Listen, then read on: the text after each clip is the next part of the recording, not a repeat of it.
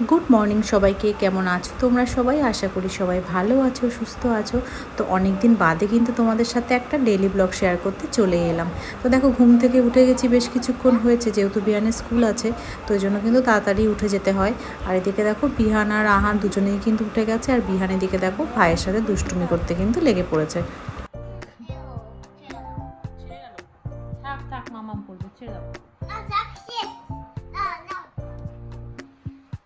লেগে যাবে, পায়ে লেগে যাবে, পায়ে লেগে যাবে।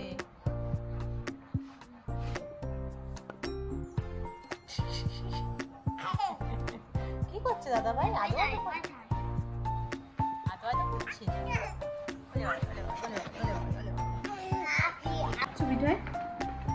কোথায় যাচ্ছ? স্কুলে যাচ্ছ? আচ্ছা, টাটা। টাটা করো, টাটা করো, টাটা।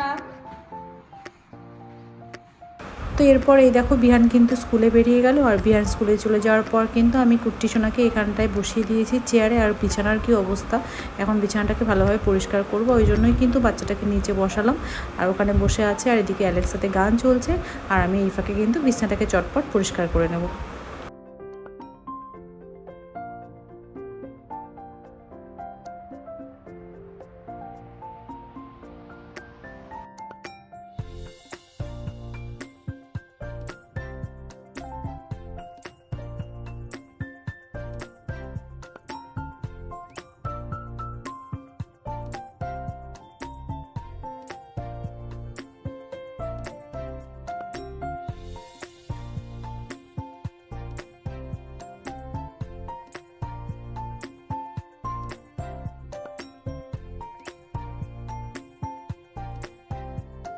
তো এদিকে বিছানা গোছগাছ করে কিন্তু চলে এলাম ডাইনিংয়ে। তো এসে এখানে কিন্তু প্রথমেই বরের জন্য আগে এক গ্লাস ছাতু গুলে রাখলাম, কারণ ও কখন চট করে বেরিয়ে যাবে তাড়াহুড়ো করে।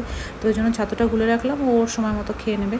তো ছাতুটা গুলে এরপর না, কালকে রাতে কিছু ওয়াশিং মেশিনে আমার জামা কাপড় কাচা হয়েছিল, তো সেগুলোই ভাবছি যে তাড়াতাড়ি করে মেলে দিই। আর সকাল সকাল মেলে দিলে তাড়াতাড়ি শুকিয়েও যাবে। আর কুর্তি যেহেতু এখন চুপচাপ একটু বসে আছে, ওকে কোলে নিয়েই মেলতে হয় বেশিরভাগ দিন।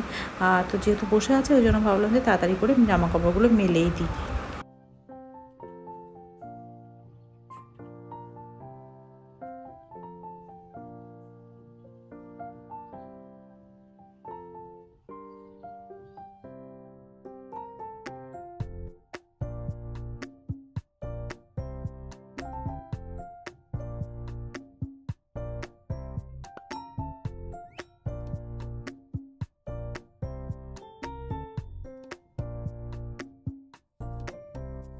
আর তারপরে চলে এলাম ঘরে আবার কুট্টির কাছে। এসে দেখি কুট্টি কিন্তু এখানে টয়লেট করে রেখেছে, আর ওকে তোলার সময় আবার ভাবলাম যে তাহলে খেলনাগুলো একটু এখানটা তুলে পরিষ্কার করে দিই।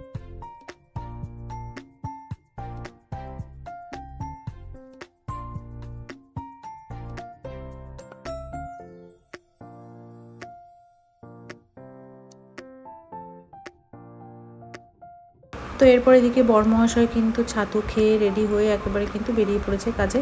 তো ও এদিকে বেরিয়ে যাওয়ার পর কিন্তু আমি এবার কুট্টিকে স্নান করিয়ে দেবো, কারণ বেশ বেলাও হয়েছে। আর এদিকে আমার আবার বিহানকে আনতেও যেতে হবে স্কুল থেকে, তো ওই জন্য আমি একটু তাড়াহুড়োই করছিলাম আর কি।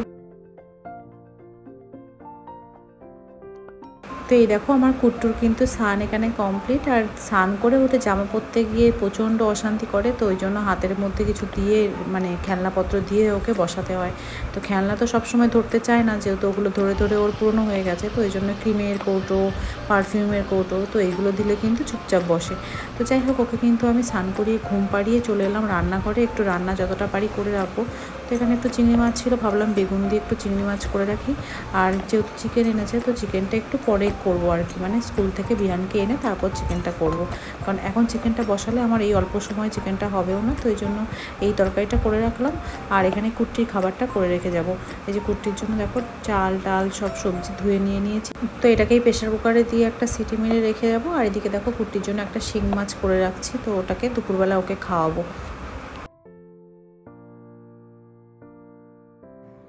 তো এরপর রেডি হয়ে গেলাম বিহান দাদাকে আনতে যেতে। তো এই যে আমরা এখানে রেডি হয়ে গিয়েছি, এরপর যাবো বিহানের স্কুলে। তো বেশ রোদও পড়েছে, চলো যাওয়া যাক।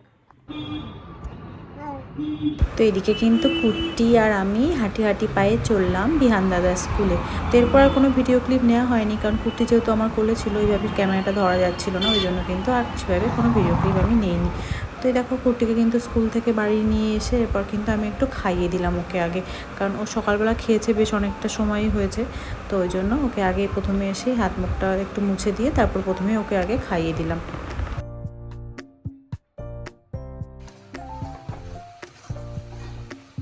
তো এরপর কিন্তু কুট্টিকে চেয়ারে আবার বসিয়ে চলে এলাম আমি এখানে রান্নাটা শেষ করতে। তো চিকেনের সব মশলাপাতি দিয়ে কিন্তু এখানে কষিয়ে নিয়ে তারপর চিকেনটাকে দিয়ে দিলাম। আর কুট্টি সোনা কিন্তু আর বসে থাকতে চাইছে না, এই যে মাম্মামের কোলে কিন্তু চলে এসেছে। এখন কিছু করার নেই, কুট্টিকে কোলে নিয়েই রান্না করতে হবে, কি করা যাবে, এদিকে বেলাও গড়িয়ে গেছে, বিহানও খাবে। তো ওই জন্য কিন্তু আমি কুট্টিকে কোলে নিয়ে রান্নাটা বসিয়ে দিয়েছি। আর এরপর কুট্টি কিন্তু একটু বসেছে আবার, তো ওই ফাঁকে ভাবলাম যে বিহানকে আবার একটু খাইয়ে দিই। ওই যে কুট্টি দেখো ওখানে বসে বসে খেলা করছে, আর এখানে কিন্তু বিহানকে আমি খাওয়াতে চলে এলাম। তো বিহান কিন্তু চিকেন পেয়ে বেশ খুশি।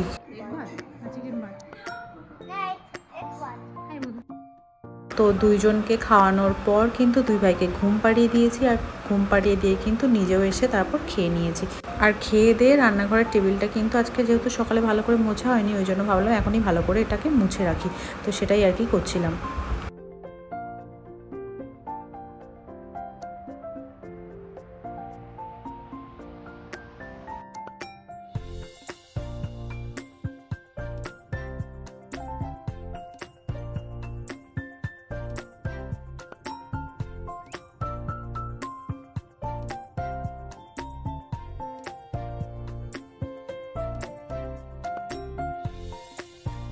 তো যেহেতু দুইজনই ঘুমাচ্ছে ওই জন্য কিন্তু আমি অনেক আস্তে আস্তেই কাজ করছিলাম, যাতে কোনো আওয়াজ না হয়। আর দরজা বন্ধ করে কিন্তু আমি কাজ করতে পারি না, কারণ ওরা যদি উঠে যায়, ছুটকুটা যদি পড়ে যায়, তো ওই জন্য দরজা খোলা রেখে কাজ করতে হয়। ওই জন্য খুবই সাবধানে কাজ করতে হয়, মানে নিজের ঘরে চোরের মতোই কাজ করতে হয় আর কি বলতে পারো। তো আস্তে আস্তে কাজ করতে হয় যাতে দুজনের আওয়াজে না উঠে যায়।